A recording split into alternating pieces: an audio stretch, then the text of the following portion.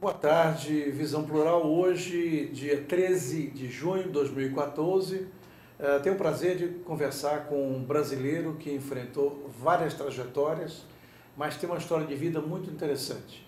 E é essa história de vida que vocês vão tomar conhecimento agora, quando nós começarmos a conversar com José Benedito Rodrigues. Bem, ele tem duas facetas. Ele é poeta, é presidente da Associação dos Servidores do Estado de São Paulo e com essas duas vertentes ele nunca deixou de viver plenamente. E é a sua vivência que nos interessa nesse Visão Plural de hoje. Tudo bem, Suzano? Corrigindo, não é a Associação dos Servidores da Secretaria de Estado, Emprego e Relações de Trabalho. Eu sei, mas eu não falo burocraticamente. Não, tá. De propósito. Sim. De propósito. Porque é um nome muito grande para sigla, quando sei. Ela quer dizer só... Acerte, o nosso nome Entendeu? de guerra é Acerte. Tudo bem. Mas diga uma coisa, o senhor continua comandando a associação? Continuo, eu estou lá há 24 anos. 24 anos. A rotina do dia a dia da associação deve ser muito penosa, não é? Nós temos um gabinete odontológico com 4 consultórios, né? 4 dentistas que se revezam. Quando tem os clientes, elas vêm. Quando não tem, elas não vêm, né? Sim. E o atendimento é exclusivo para o servidor público, né? Qual é a sua clientela? É de quantas pessoas? A minha clientela hoje, do dentista, ela está em torno de 50 a 60 por mês, né? Sim, mas não, a clientela dos servidores de São Paulo que são associados. Todos os servidores públicos do Estado ou da Prefeitura podem se associar à CERT. Tá, e esse montante qual é? Esse montante é muito grande, são em torno do Estado de 700 mil servidores. 700 né? mil? No Estado todo. No Estado de São Paulo. Tá, mas deve ter subsede, não tem? A associação não tem subsede? Nossa não tem, a nossa não só tem. Aqui em São Paulo. Né? Tá, o principal local que vocês atendem é no Hospital dos Servidores Públicos, não é? A associação é a ACERT, né? Que é a sigla porque a sigla é muito comprida, né? Então é a ACERT. A ACERT nós estamos no viaduto 9 de julho, 160, no conjunto 4E. Né? Uhum. Ali nós temos os 4 consultórios, agora o resto é tudo feito em parceria. É uma parceria de resultado que deu certo. Que bom. Como é que o senhor, quais são, fazendo uma lembrança dessa sua gestão de mais de 20 anos, qual foi o momento mais difícil que o senhor enfrentou? Atualmente nós estamos com um momento difícil. Por quê? Porque diminuiu o número de associados, né? Porque o Hospital do Servidor abriu muitos convênios, né? Então eles deixaram para ser atendido pelo servidor público que atende todos eles, né? Agora nós temos uma parceria de resultado que o servidor ele quer um médico, ele liga numa clínica, não tem, liga na outra. Ele sempre vai encontrar um médico rapidinho para ele, não vai precisar esperar 1 mês nem 2 meses para isso, né? Isso é bom, né? Isso é uma boa coisa. Qual é o perfil do associado de vocês? Quer dizer, que tipo de pessoa? A maioria nossa são professores, tem em torno de uns 500 professores, né? Agora, os outros são funcionários mais simples, entendeu? Porque lá, como a gente atende o titular, a esposa e os filhos até 18 anos, né? Então esse pessoal que de pouca renda, tudo, eles socorrem lá, porque eles têm as 9 especialidades médicas, né? Sem precisar esperar muito, né? E não paga, a associação que paga isso daí. Agora, as outras especialidades, eles pagam através da tabela da Associação Médica Brasileira. Né? Entendi. Então, por exemplo, nós temos 9 especialidades, né? Não tem importância, não precisa se precisar dizer. citar, e eu Já tenho que citar, ler lá, tem que que não dá ler, pra não lembrar. tem problema. Agora, uma coisa, como é que o dirigente virou poeta? Não, o dirigente já era poeta. Já era poeta? Já. Começou sendo poeta, depois virou dirigente? Aí depois, por força das circunstâncias, fui comerciante e tudo.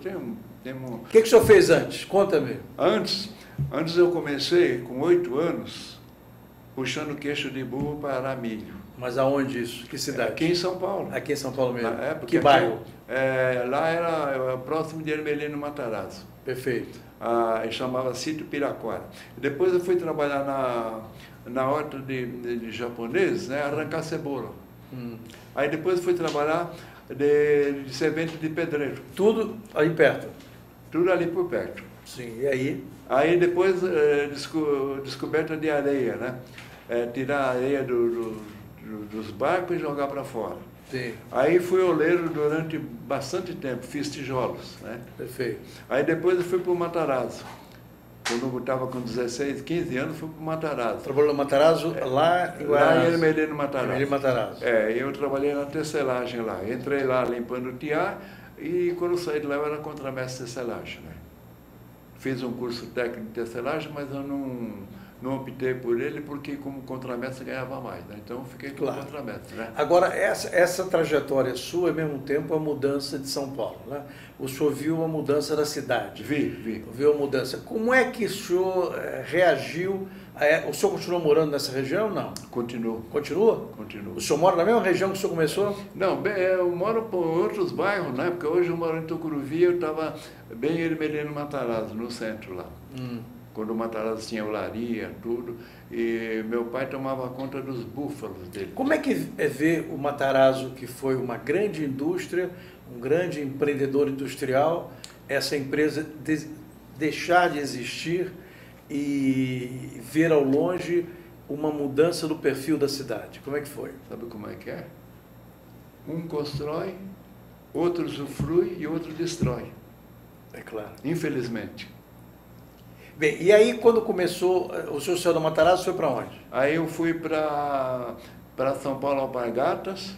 Ali no Brás? Quando era no Brás, fui para lá. Depois de lá eu fui para o Santista. Aí fui trabalhar em Osasco, no Santista. Depois eu saí de lá e um amigo arrumou uns trocos e eu montei um açougue. E aí já ficou açougue e troco? As duas coisas? Não, eu fiquei só no açougue. Só no açougue. E como é que foi a experiência de açougueiro? Foi uma boa experiência, não posso falar que foi ruim, né? Porque me ajudou a criar meus meninos, né? O senhor tem quantos filhos? Eu tenho 9. 9? Tenho uma filha mulher e 8 filhos homens. Um deles faleceu, agora ficou 7 Quer dizer, filhos de 2 casamentos, não é? Não, um só. Um só? Minha esposa faleceu com 42 anos e eu fiquei com os 9 filhos. Meu menor ficou com 5 anos, o outro com 8, o outro com 11. E como é que foi de ser pai e mãe, o senhor e o Ronifon? Como foi ser pai e mãe simultaneamente? No começo foi difícil. Foi difícil? Fazer mercado, era 3 carrinhos de supermercado e a gente ganhava pouco. Aí que tá... E não reclamava da vida? Não, nunca reclamei, né? Eu aprendi uma coisa, a gente aproveitar tudo que tem na volta da gente, né? Até para se distrair, né? Então, com isso, a gente foi tocando a vida, né? Hoje eu tenho uma filha que está no tribunal, ela é advogada, já está para aposentar, já que faz tempo que ela trabalha lá, né? Mas ela não quer advogar, o negócio dela é só assessoria e pronto, né? E os outros, é muita coisa para falar, porque é muita gente. Não, pode, tem tempo. Né? Aqui você pode falar de tudo, vai então, falar. Um advogado, e os outros? Os outros, um que faleceu agora, ele trabalhava em empresa de limpeza, esse negócio, como coordenador. O outro, ele trabalhou na Votorantim 20 e poucos anos, e hoje ele tem escritório próprio. E ainda faz serviço para Votorantim. E nenhum deles herdou o açougue? Nenhum deles herdou o açougue? Não, ninguém quis saber, ninguém quis. E o que o senhor fez? Ficou rico? Eu tive que... Não, eu fiquei tão rico, viu? Que eu tive que vender os açougues para pagar o marchante quando começou a abrir. Quantos açougues eram? Eu cheguei a ter 2 açougues. 2 açougues, tudo ali em Merlino Matarazzo. Aí eu tive que vender os açougues para pagar o marchante, né? E depois disso, eu fui trabalhar como motorista de táxi. Trabalhei 3 anos mais ou menos como motorista de táxi. Depois de motorista de táxi, então, aí eu vi que não estava dando certo, aí eu fui trabalhar no escritório de contabilidade do Shimomoto. E eu viajava com ele nos fins de semana, aquelas coisas todas, ia na Seixonoia com ele, né? Mas onde é que entra a poesia? Isso que eu não entendi até agora. A poesia entra depois disso. Ah, depois dessa trajetória? Depois dessa trajetória entra a poesia. Quer dizer, o senhor foi açougue, mãe e pai ao mesmo tempo, o senhor foi empregado em vários lugares, foi trabalhar nesse escritório, e aí de repente... sabe onde foi trabalhar? Na cadeia. Foi ser guarda de presídio. Aonde? Na detenção de São Paulo. No Carandiru? Quando tinha 7.000 presos lá. O que o senhor pode me contar que ninguém contou do Carandiru? Eu não tenho quase nada para contar, porque eu fiquei 2 anos lá. Depois, como eu apresentava a festa de 1º de maio de Merlino Matarazzo, né? Então o secretário de Trabalho queria fazer um movimento lá, aí ele me levou lá para a Secretaria do Trabalho. E aí o senhor ficou... Aí começou a mudar as minhas coisas, né? Aí eu fiquei na Secretaria do Trabalho, tentei ser candidato a vereador, mas não consegui a legenda, né? Por sorte, né? Hein? Por sorte. Por sorte. Mas depois eu saí candidato a deputado estadual. E aí, o que aconteceu? Aí eu tive 2.000 e poucos votos, e quem me dobrou comigo foi o Jacó Pedro Carolo. Ele me ajudou tanto que eu nunca esperei receber tanta coisa de uma pessoa que nem me conhecia. Que bom. E nós tivemos, eu tive junto com ele 2.000 e poucos votos. Ele se elegeu, ficou em segundo suplente, ele ficou, né? E o senhor? Eu não teve condição nenhuma. Mas aí entrou o Maluf e levou um advogado dos metalúrgicos para secretário de Trabalho. E esse advogado, ele me ajudou pra caramba, doutor Sebastião de Paula Coelho, que Deus o tenha. Ele me deu um cargo de diretor da divisão de material e serviço, o mais alto cargo que uma pessoa sem título pode ter. Que eu aposentei nesse cargo. Aí, nessa época que eu fui parar na associação. Né? Agora, é bem delicado perguntar, o senhor está com quantos anos? Eu 81 vou fazer 81 agora. vai fazer? Fazer agora dia 19. Tá, e quantos anos a poesia penetra no sua alma? Há uns 50 anos. 50 anos. Que tem alguma coisa que eu pulei, né? Que a poesia eu comecei quando o Carreirinho, da dupla Zé Carreiro e Carreirinho, ele era meu cliente no açougue. Sim, isso era dupla caipira de qualidade. Exato. Não era essas coisas de hoje, não. Tá. Aí ele me convidou para assistir ele gravar um disco. Eu fui assistir, né? Aí daquilo lá me deu vontade de fazer poesia. Porque eu vi, ele me apresentou com uma porção de como é que se diz? Poetas e compositores, aquelas coisas todas, né? E aquilo me entusiasmou e eu comecei a mexer. Agora, dizem que o poeta, o bom poeta, é namoradeiro. O senhor foi namoradeiro? Não, é uma por vez. Uma por vez? Mas o senhor, nessa uma por vez, o senhor tem olho clínico para aquelas que dão trabalho e aquelas que não dão trabalho? Eu sempre tive um cuidado muito, muito especial com a mulher. Né? Por isso eu escrevo poesia romântica até hoje. Né? Até hoje. O senhor lembra alguma poesia que o senhor fez para uma mulher assim que foi, hoje se fala, um avião, e o senhor se apaixonou? Olha, eu fiz uma poesia muito importante para a mãe dos meus filhos. Não, essa sagrada. Essa é sagrada. Agora, 9 filhos naquela época, e educar 9 filhos é outro problema. Não é só isso, é que a gente ganhava pouco, e com aquele pouco nós conseguimos comprar propriedade e viver dentro do nosso nível. Né? A gente viveu. Daí um câncer levou ela embora, com 42 anos. Né? Agora, uma das primeiras poesias que eu escrevi é uma homenagem à nossa primeira mestra. Pode falar? Pode, à vontade. Atenção, atenção.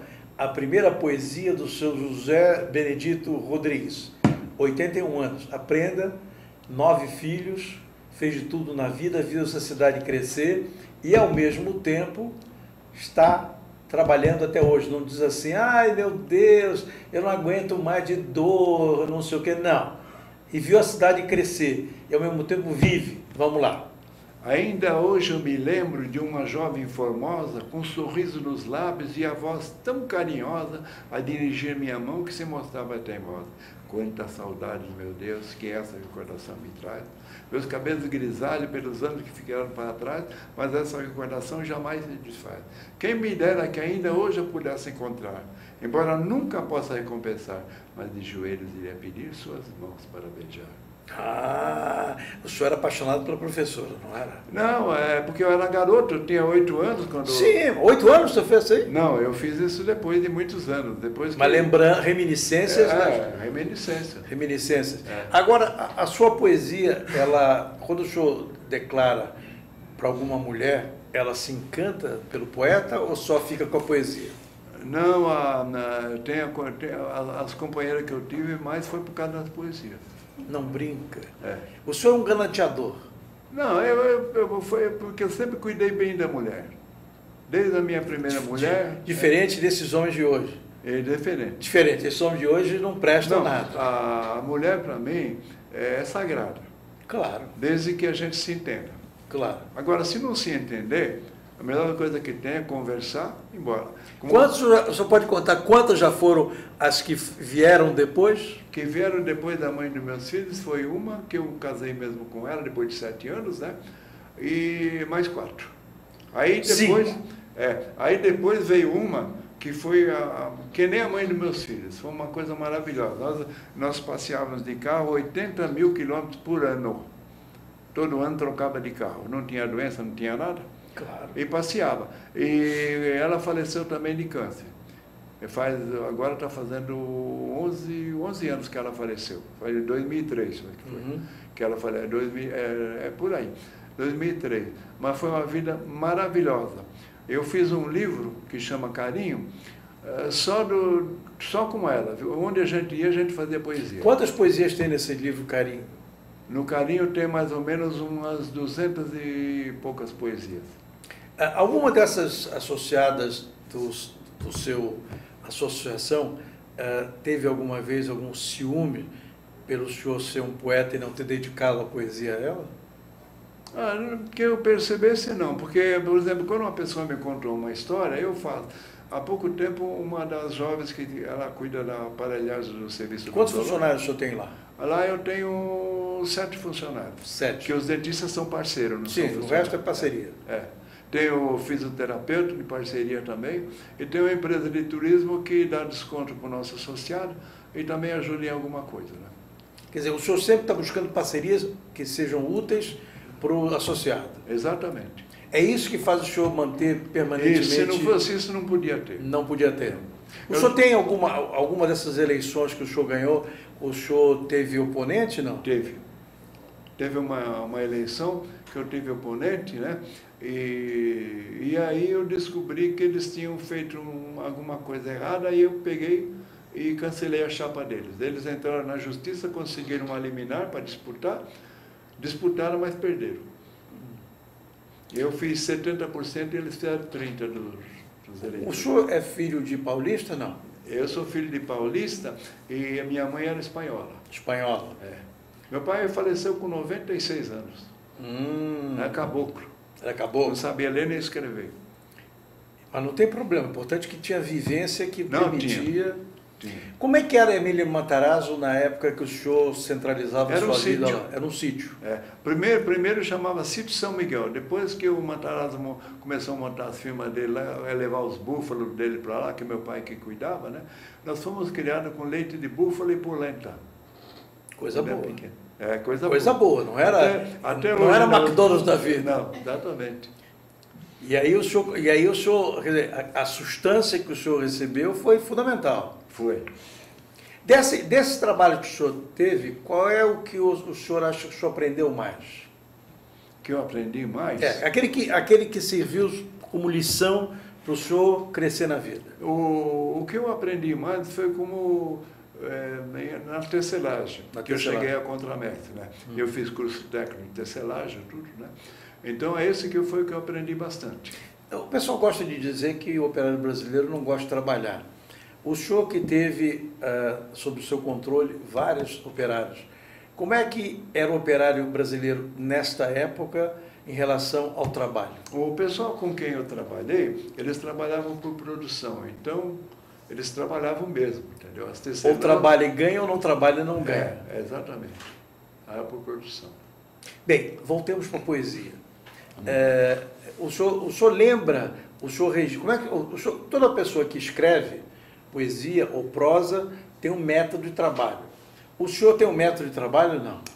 Eu tenho que criar, primeiro elas viajam na minha mente.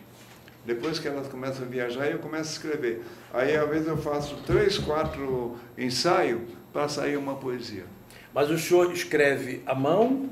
Eu escrevo à mão. Determinado horário, em casa? Não, se eu, por exemplo, eu estiver deitado e me vem inspiração, eu levanto, vou lá, sento na mesa e vou escrever. É o meu... Da forma? Agora, cheguei a apresentar programa de caipira, era a Rádio Difusora de Guarulhos naquela época, né? E tinha um oficial da Guarda Civil naquela época que fazia poesia também. Nós fizemos amizade, né? E aí, qual era o nome do programa? Hein? Qual era o nome do programa? Era da Guarda Civil, mas eu não lembro. O nosso era um programa sertanejo e as duplas chamavam Maré e Jasmim. Era um colega de trabalho da Alpargatas. Aí, Maré e Jasmim. A Maré e Jasmim. Né? E o senhor apresentava o programa, tinha quanta duração? Tinha uma hora, meia hora? De duração, uma hora? E como é que o senhor preenchia uma hora de um programa sertanejo que não havia ainda essa confusão de gravação? A gente ia apresentando a música e conversando, né? E conversando. Apresentando a música e conversando. E a maioria deles eram pessoas que não eram profissionais? Não, esses aí eram amadores também. Amador. E eu também era amador, né? Agora, eu falei aquilo do oficial da Guarda Civil, né? Chamava Gerson de Carvalho, ele já faleceu. Então eu fui na casa dele, que ele me convidou, e eu vi a senhora dele passar assim, sem olhar para ninguém, né? Aí um menino falou assim: pai, me dá um dinheiro. Ele falou: pega na minha túnica lá. Aí disso saiu uma poesia. O senhor lembra dessa? Lembro, claro. Vamos lá. Estar só não é viver longe do presente e do passado, nem perambular pelas ruas em busca de carinho. Estar só é mover-se como um autômato de movimentos regulares, sem ter tempo de parar para pensar. Estar só é ser tudo e não ser nada. É ter que viver junto com a alma separada. O senhor, além de poeta, é um filósofo. O senhor não está... Não, eu tenho cuidado. Não etiquetaram no senhor que é um filósofo, mas o senhor é um filósofo da vida, porque o senhor faz poesia a partir de impulsos reais e procura fazer algo que seja capaz de transcender o momento que o senhor está falando. Exatamente.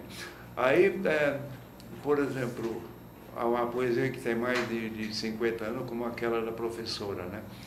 Então, ela diz assim: em cada olhar eu encontro uma pergunta que por vaidade não posso responder. Dizem que é pecado ser egoísta, querer o mundo inteiro aos nossos pés. Mas que fazer quando na vida se conquista um anjo que tem a forma de mulher? Por isso eu viro as costas ao passado. Para o futuro também não dou valor. Todo o tempo que tenho no presente pertence a você. Só a você que é meu grande amor. O senhor já virou a costa para alguma mulher? Hein? O senhor já virou a costa para alguma mulher? Não, a gente... aquela segunda, sim. Porque com ela não tinha o nós, só tinha o eu. E aí eu me aborreci com isso daí. Um dia nós estávamos jantando, comendo pizza num restaurante aí dos Jardins, né? E eu fiz uma poesia para ela, largou uma poesia lá em cima. Eu nunca mais fiz nada para ela. Claro. Essa não merecia. Essa não merecia nada. Mas eu perguntei, foi outra coisa. Se o senhor, alguma mulher que ficou de olho no senhor, o senhor já desprezou? Não, que eu me recorde, não. Eu tive que me separar de uma companheira. A gente até se dava muito bem, mas depois, por orientação espiritual, que eu sou místico também nessas coisas. O senhor é espírita? Eu sou. O senhor é kardecista? É. E frequenta o centro espírita? É um centro que a gente tem, agora estou frequentando um centro lá perto do Carrão, né? Mas lá debaixo da linha do trem. Né? E lá está sendo muito bom. Porque eu frequentava uma senhora que olhava no copo. E a entidade sempre falava para mim que eu tinha que ir no kardecista, porque não era o meu lugar, né? E essa senhora mesmo, ela pegou e falou para mim, com a linguagem dele, Cabureco, está na hora de você sair de lá, é desse relacionamento que eu vou falar agora. Eu falei, por quê? Porque eles estão achando que você está orientando muito ela e ela não está soltando o dinheiro que ela soltava antes. Ela tem uma empresa de peças para ônibus, né? E aí, só que procurou não brigar. E eu dei um jeito e escapei de lá, né? Aí, quando eu escapei de lá, não demorou 4 anos, assassinaram ela dentro do escritório dela. O seu santo da guarda lhe protege e sabe das coisas. Só não pode fugir. O senhor costuma ir mais pelo seu lado sensível ou pelo seu lado racional? Não, eu vou mais pelo sensível. Pelo sensível. E é esse sensível que permite o senhor ser poeta. É, exatamente. Ser o que não dá. Exatamente. Esses dias eu estava vendo uma entrevista do Geraldo da Record com a Zilu, né? É Zilu mesmo? Zilu, né? Ex-mulher do... Aí eu acabei fazendo uma poesia, saiu, né? Lembra? Essa eu tenho que ler. Essa tem que ler? Não. Então, nós temos aqui, olha, nós temos aqui a assessoria completa. Tem a Luciene, tem mais o meu amigo, que eu não sei o nome dele, que está acompanhando. Ele fez um poema, depois que a Zilu continuou. Eu me inspirei na entrevista dela. Ela andou rodando bolsinha por aí e a briga entre os dois é muito complicada, marido e mulher. E ele fez uma poesia, ela dá entrevista, diz que gosta de um rapaz mais novo, ela diz que não, ela vai atrás dele. Ou seja, é uma confusão entre um sertanejo rico e uma mulher que já foi pobre. Então vamos ver qual foi a poesia. E ele tem uma letra bonita, eu estou vendo aqui. Não é minha, essa aqui é a minha secretária. Sua secretária? É a enfermeira que tá comigo lá, ela que cuida. Ela cuida do senhor, a enfermeira? Ela cuida de mim, eu tenho 2 enfermeiras. Né? 2? É. Por quê? Uma cuida de um lado, outra do outro? Não, é uma cada dia. Uma cada dia? Olha esse homem. Vamos lá, atenção. Achei. Qual é o título da poesia? Perfume... não, peraí, esse é o Perfume das Rosas. Esse daí era não, pode... O senhor está livre, nós temos um tempinho que ainda dá tempo. Vamos lá. Esse é a poesia do dia 8/6/2004. Essa aqui chama Perfume das Flores. Então ela diz assim: quando um amor vai embora, busca outro e põe em seu lugar. Afasta a tristeza e solte o sorriso para fora, com toda alegria, sem ter que chorar. Põe o olhar sondando a tua volta, até encontrar outro para acariciar. Com certeza toda beleza se solta, com o carinho que vai acabar de chegar. Afagando o passado com a força presente, da luz que clareia todo o cantinho, também faz a sombra no passado ausente, ficando a beleza do luar, mostrando o caminho.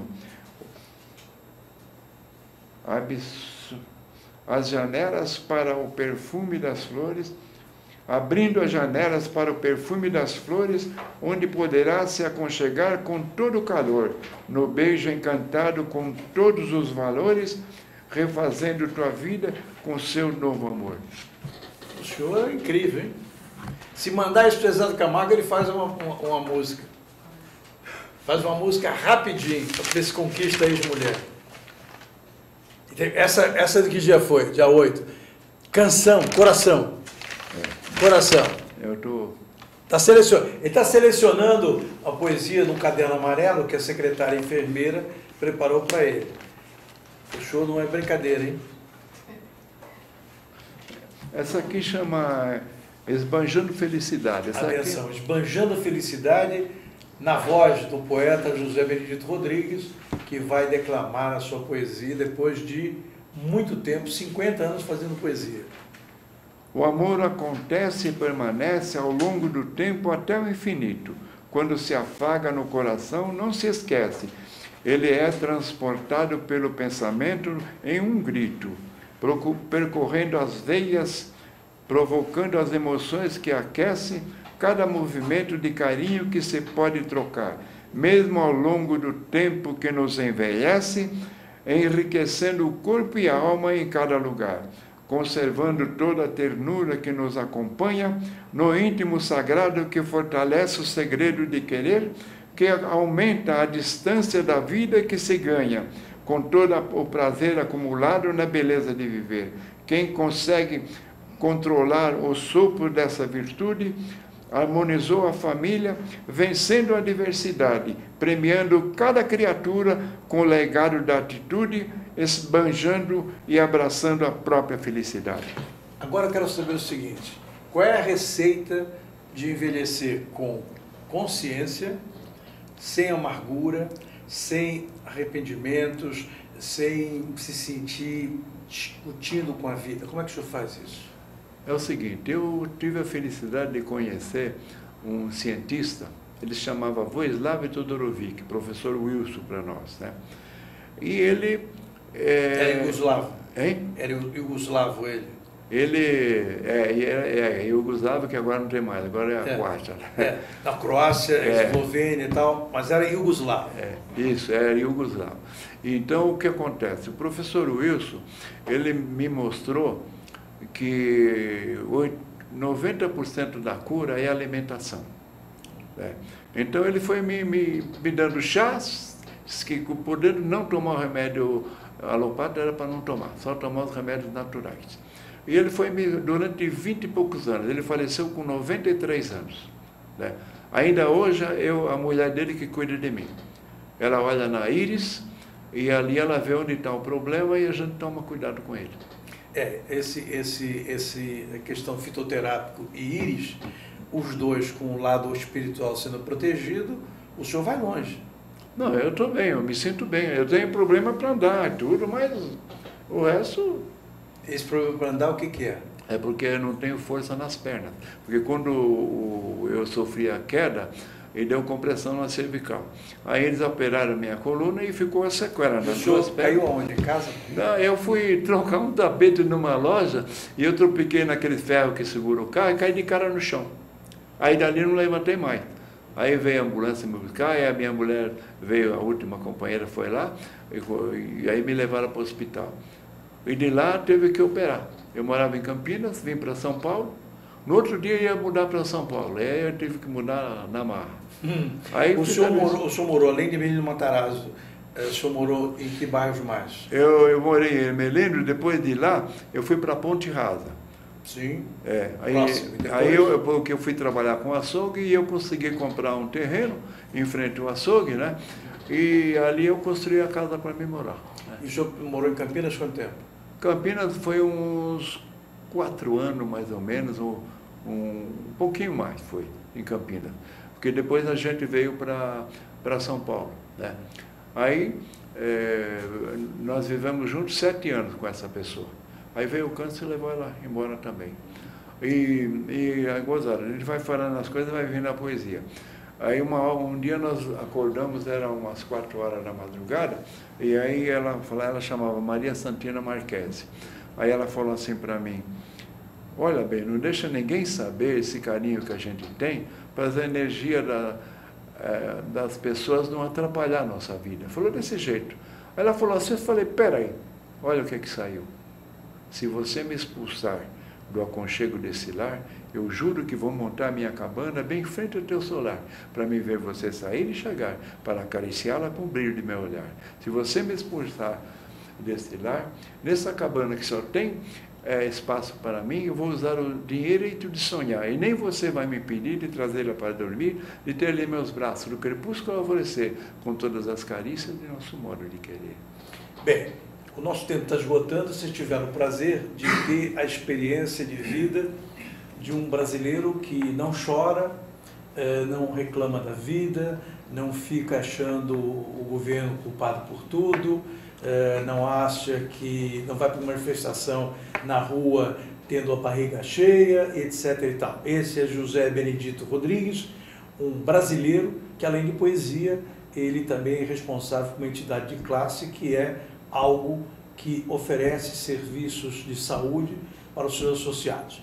Senhor José, eu fiquei muito satisfeito de conhecê-lo. Muito obrigado. Espero que os nossos internautas tenham aprendido com o senhor como é viver bem, como é viver com categoria, como é bom viver numa cidade como São Paulo, vendo essa cidade mudar, não mudando o seu interior e podendo dialogar com seus concidadãos.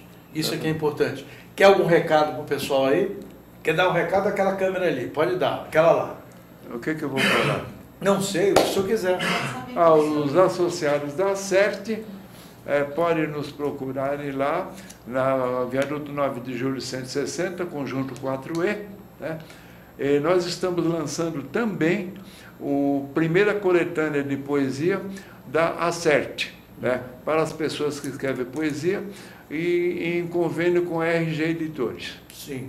Então agora quem faz poesia, os associados, podem ter um livro também. Pode ir lá, eles podem fazer um livro também, fazendo por página, né? Aqui, de acordo com o poder aquisitivo deles. Que bom. Olha, se você faz poesia e está contente em viver, tem saúde, está ótimo. Então, nós terminamos hoje o Visão Plural, agradecendo a presença do José Benedito Rodrigues e esperando que a lição de vida dele seja bom para que você possa terminar a semana friozinho, futebol, etc. e tal, e não fique pensando em vir ladrão, porque esse existe e os outros vão trabalhar a favor do Brasil. Muito obrigado, até a próxima sexta-feira, às 16 horas. Obrigado.